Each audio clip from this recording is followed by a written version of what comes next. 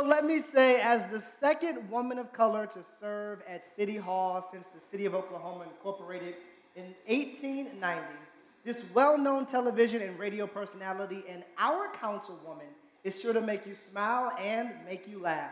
Here to talk to us about how policy creates access, welcome Councilwoman Nikki Nice.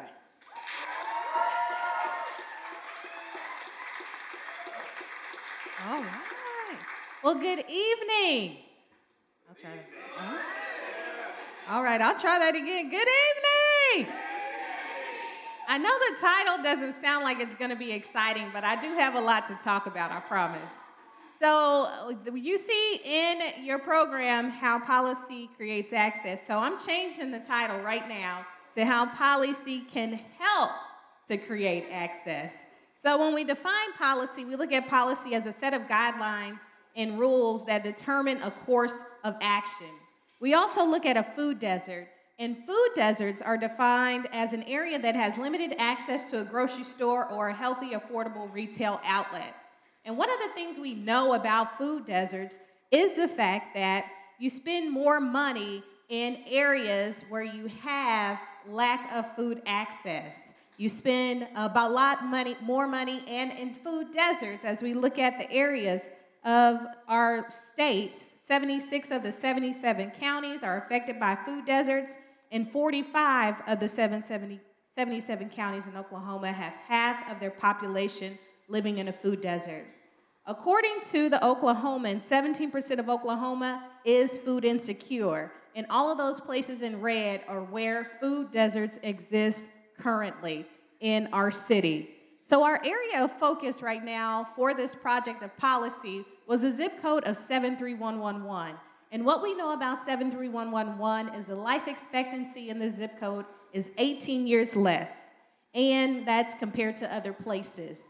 When we look in areas of small box stores, this is what I found walking around, and we have 4 of them in this same zip code of 73111. So we look at how many grocery stores are actually in the area, the zip code of 73111. Absolutely 0. That serves over 11,000 people. So when we think about those grocery stores, as grocery stores leave, other independent and small businesses also leave with them. So what do? We created the Northeast Oklahoma City Health Task Force to address food insecurity and access, and we wanted to make sure that our community was able to know where the resources were.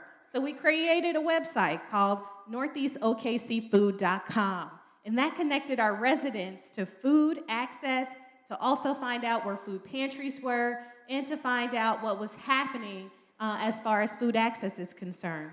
So this is the area of where we decided to use policy to create a healthy neighborhood overlay district. So what we wanted to do was focus on new stores or stores, as far as our city is concerned, where you had to provide 500 feet of fresh fruit, vegetables, and meat. So we started the process with a moratorium in May of 2019, and we ended this process in January of 2020. But in the process, the one store that we did have in the zip code shut its doors.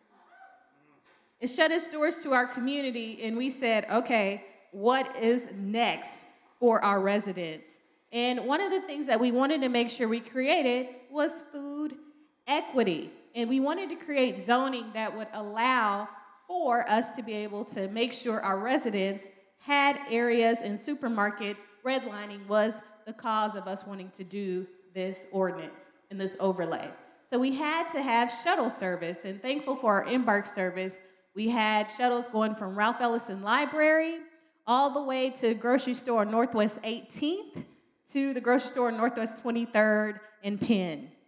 This is the market at East Point. I was presented with an opportunity from our Restore OKC young interns who said they were tired of their community being a food desert. So in October of 2020, we cut a ribbon and we waited 6 months for us to open this market for our community, have 7,000 square feet of organic fruits and vegetables. And when we look at what that looks like, When we look at what that looks like, they were seeking to move beyond food access toward food justice and food security. This is what our young people decided to do. Also in October of 2020, we broke ground on the brand new Homeland grocery store. And as you can see, the young lady standing next to me was the first Black woman elected to our city council, Willa Johnson, and is full circle because she was the same woman who, at the time, said we wanted a grocery store, and ended up being in the same location. So, 26 plus years later, we opened our doors to a brand new grocery store, 30,000 square feet. I have more to tell you, so you have to find me after the show.